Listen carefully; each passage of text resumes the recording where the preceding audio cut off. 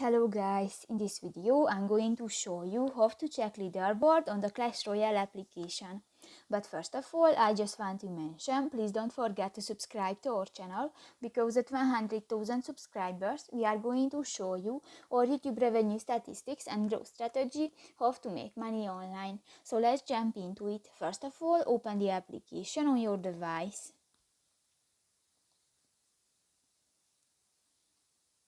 This will take a few minutes when the application is uploading.